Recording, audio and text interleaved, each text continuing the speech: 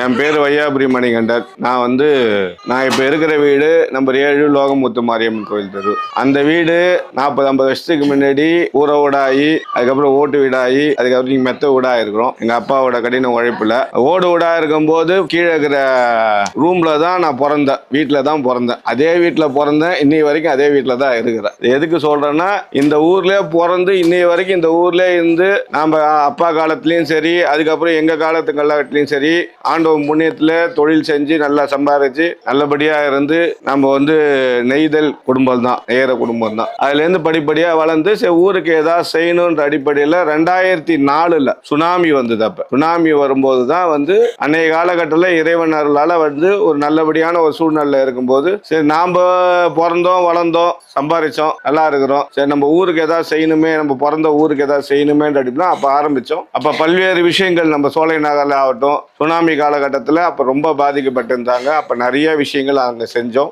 அதுக்கு அடுத்தபடியா 2004 இருந்து ஆரம்பிச்சு இன்னைக்கு 2026 வரைக்கும் கிட்டத்தட்ட 22 வருஷமா பல்வேறு வேலைகளை, பல்வேறு விஷயங்களை, ஊருக்கு தேவையான விஷயங்களை, ஊர்ல புயல் அடிச்சாலும் சரி, மழை அடிச்சாலும் சரி, தானே புயல் வந்தாலும் சரி, ஊர்ல சுனாமி வந்தாலும் சரி, ஆளா நின்று நாம தான் எல்லா வேலையும் செஞ்சுன்னு இருக்கிறோம். இது பல பேருக்கு என்ன பார்த்து இருப்பீங்க. 2011 நான் டூரிசம் போர்ட் சேர்மனா வர்றதுக்கான முயற்சி எடுத்தேன். அப்ப இப்ப இன்னைக்கு இருக்கிற சிஎம்ஆல அப்ப டூரிசம் போர்ட் சேர்மனா நான் அப்பாயின்ட் பண்ணாங்க. அப்ப ஒரு 4.5 வருஷம் பாண்டிச்சேரி கவர்மெண்ட்ல டூரிசம் போர்ட் சேர்மனா ஒர்க் அவுட் பண்ணேன். அன்னைய காலகட்டத்தில் பாத்தீங்கன்னா இங்க ஒரு எம்எல்ஏ இருந்தாரு.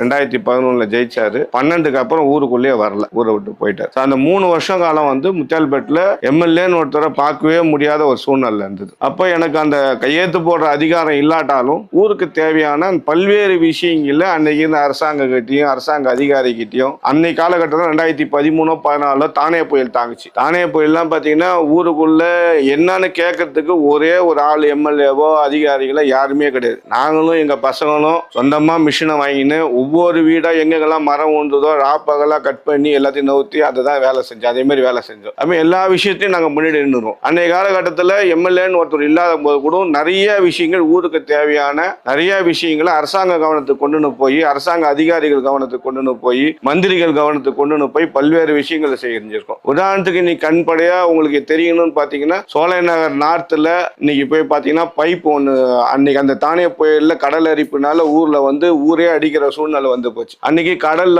கல்லுக்கொட்டை தடை இருந்தது. ஆனா அன்னைக்கு இருந்த கவர்மெண்ட், அன்னைக்கு இருந்த சிஎம் எல்லாரையும் நம்ம கூட்டிட்டு அங்க வேற மாற்று வழி போடணும்னு சொல்லிட்டு பைப்ல உள்ள மண் அடுக்கி இந்த பைப்பை 5 பைப்பு 4 பைப்பு 3 பைப்புன்னு அது ஒரு வேலி மாதிரி ஆச்சு. இன்னைய வரைக்கும் அங்க இருக்கிற முதல் ரெண்டு ரோ கடல் அரிப்புல போகாம இருக்கிறது முக்கிய காரணமே அன்னைக்கு செஞ்ச வேலை. அதே மாதிரி பாத்தீங்கன்னா 2014-15 பாத்தீங்கன்னா உங்களுக்கு 8 மணி நேரம் 10 மணி நேரம் கரண்ட் கட்டலாம். நைட்டு ஃபுல்லா கரண்ட் கட்டுல இருக்கும். அப்ப எல்லாரும் போய் நம்ம நிறைய, நான் உள்பட நிறைய பேர் பார்த்தா ஏழாம் மாரியம்மன் கோயிலும் மணிகுண்டலையும் பார்த்தீங்கன்னா மறியல் உட்கார் நைட் ஆனா அங்க போய் உட்காந்து மறியல் உட்காரு தான் வேலையா இருந்தது. அப்ப இதெல்லாம் ஒரு காலகட்டத்தில் சரி நம்ம இதெல்லாம் சரி பண்ணா, ஏன்னா சேர்மனா இருக்கும்போது ஒரு அளவு தான் அதிகாரிகள் கேட்டாங்க. எம்எல்ஏக்கு இருக்கிற பவர் வேற, மந்திரிக்கு இருக்கிற பவர் வேற, சிஎம்க்கு இருக்கிற பவர் வேற. எம்எல்ஏ இல்லைனாலும் அதுக்கு தகுந்த மாதிரி நம்மளோட பழக்க வழக்கத்தில் நிறைய வேலைகள் செஞ்சாலும் சில கையெழுத்துக்கள் சில லெட்டர்லாம் எம்எல்ஏ கொடுத்தாதான் அந்த வேலையை செய்ய முடியும். ஏன்னா அந்த லெட்டரை வச்சு தான் அதிகாரிகள் ஃபைல் புட்டப் பண்ணி பணம் வாங்கி அந்த வேலையை செய்வாங்க. அப்ப ஒரு காலகட்டத்தில் நம்ம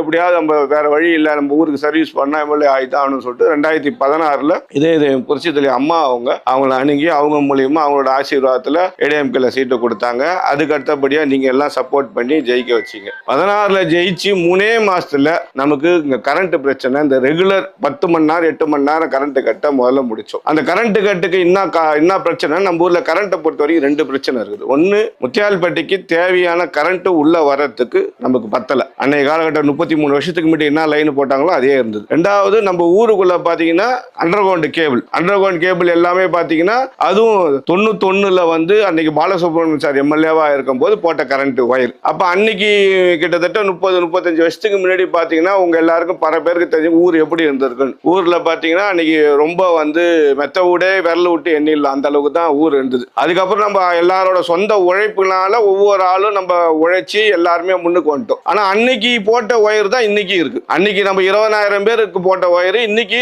மக்கள் தொகை வந்து பாத்தீங்கன்னா 45,000 பேர். ஓட்டர்ஸ் வேணா 30,000 பேர் இருக்கலாமா தவிர மக்கள் தொகைன்னு பாத்தீங்கன்னா 45,000 பேருக்கு 20,000 போட்ட ஒயர் இன்னைக்கு 40,000 பேருக்கு அது தேவைப்படுது. ரெண்டாவது, நம்ம வீட்டிலே ஒரு 10 வருஷம் 5 வருஷம் ஆயிடுச்சுன்னா ஒயர் வந்து அந்த ஒரு மாதிரி இதுவாயிரும். அப்ப அதே மாதிரி கிரவுண்ட்ல போட்ட ஒயர் என்ன ஆச்சுன்னா அது பத்தாம அங்கங்க வெடிக்குது. நீங்க இப்ப ரோட்ல போகும்போது பாத்தீங்கன்னா தெருவுக்கு ஒரு பள்ளமா இல்லாம இருக்காது. ஏதாவது எல்லா தெருவிலையும் குறைஞ்சபட்சம் ஒரு பள்ளம் தோண்டி அது மூடாம ஒயர் நீட்டின்னு அப்படியேதான் நிற்கும். இது 2 பிரச்சனை இருந்தது. இந்த 2 பிரச்சனை முதல் பிரச்சனைக்கு என்ன பண்ணணும், நம்ம கரண்ட் உள்ள வர எவ்வளவு தேவையோ தேவை உள்ள வரணும் அப்படின் போது நம்ம கடலூர் போற சருக்கு பாலத்துல இருந்து தான் நமக்கு வந்துட்டு இருந்தது கரெக்ட். ஸோ அது அன்னைக்கு நம்ம ஜெயிச்ச உடனே என்ன செஞ்சோம்னா முதல்ல வெங்கடா நகர் சப்ஸ்டேஷன் ஆரம்பிச்சாங்க. அப்ப அங்க வந்து எம்எல்ஏவா இருக்கிறவர் இன்னைக்கு பெரியவர் வைத்திலிங்கம் சார் எம்பியா இருக்கிறாரு. அப்ப அந்த பேர்ல எம்எல்ஏ வந்தாங்க. ஸோ அவர்கிட்ட போனோம். அவர் அவங்க ஊருக்கு தான் நாங்க செஞ்சோம், நாங்க கொடுக்க மாட்டோம்னு. அப்புறம் போய் அவர்கிட்ட போய் நேரா உட்காந்து எங்க ஊர்ல இந்த மாதிரி பிரச்சனை இருக்குது, எங்களுக்கு கரண்ட் வந்து அங்கேருந்து பத்தல, எங்களுக்கு லைனை மாத்தி கொடுக்கணும், ஆக்சுவலி லைன் இங்கேருந்து கொடுங்க, எங்களுக்கு 2 விதமா, ஒண்ணு அங்கேயும் வரணும் இங்கேருந்து வரணும், இங்க கட்டாச்சுன்னா